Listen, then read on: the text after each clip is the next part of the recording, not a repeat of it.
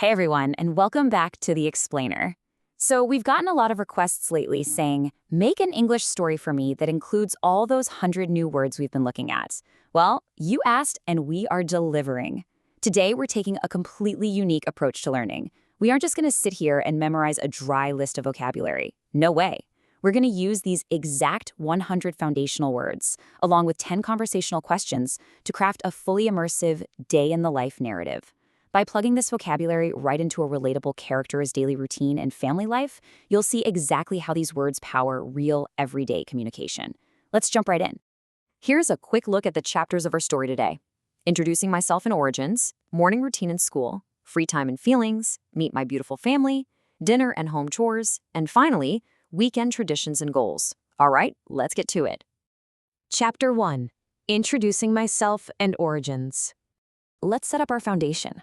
Imagine our main character stepping up and saying, "Let me introduce myself. My full name is Anna, my age is 12, and I love celebrating my birthday in May."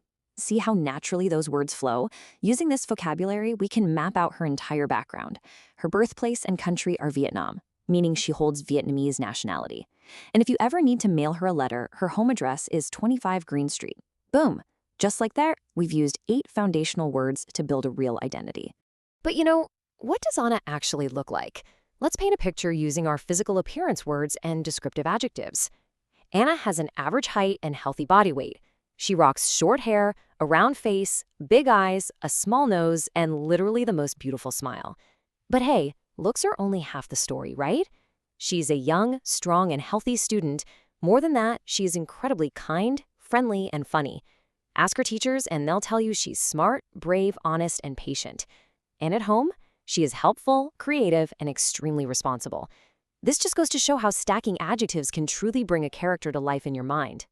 Before we jump into her day, let's pause for a second to connect Anna to her roots.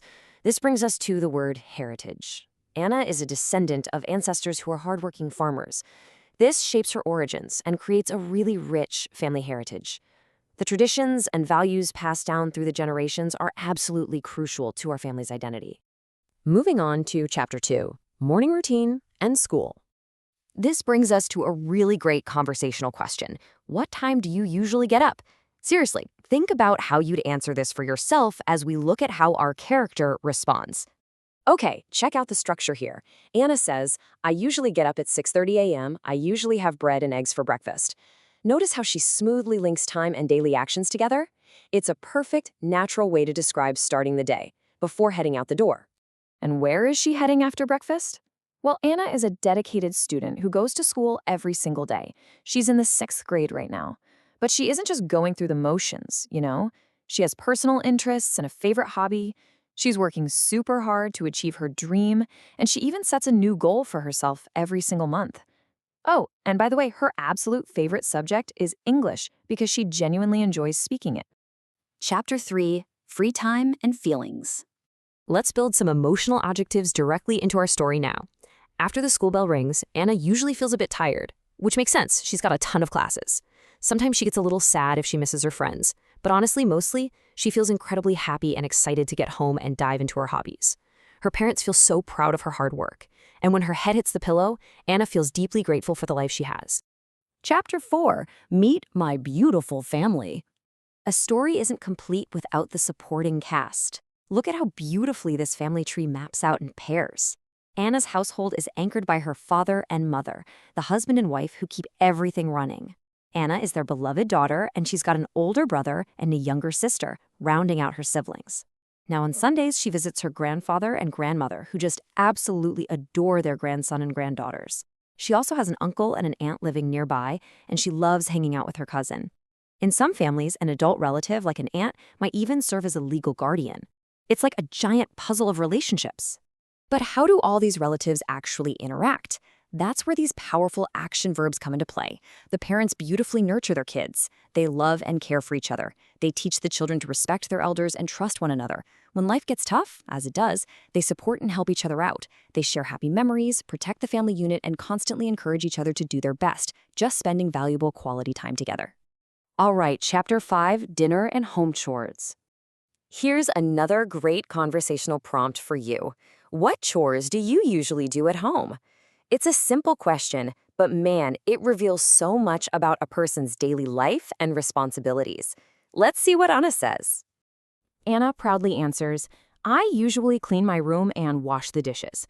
This is a real-world demonstration of the vocabulary of responsibility.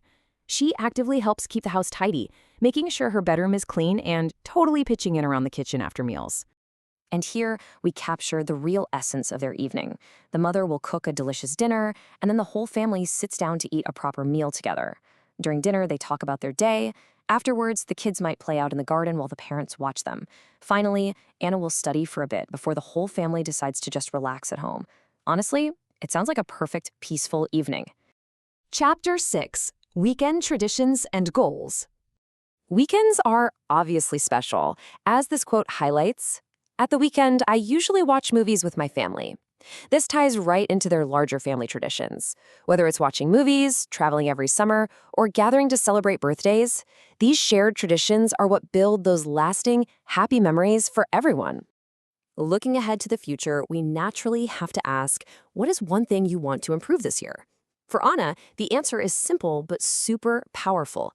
She wants to improve her English because she wants to speak more confidently. Setting a clear goal like this is exactly how we grow. And to bring it all together, this brilliant 4-step breakdown summarizes the entire journey we just took. It perfectly answers the prompt, tell me about your typical day. Just look at the sequence words here. First, I get up. Then I have breakfast and go to school.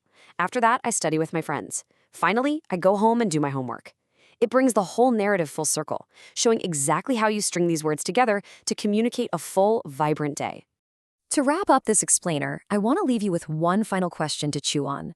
What is your favorite part of the day, and why? We just used 100 incredible words to build Anna's story. Now, the ball is in your court.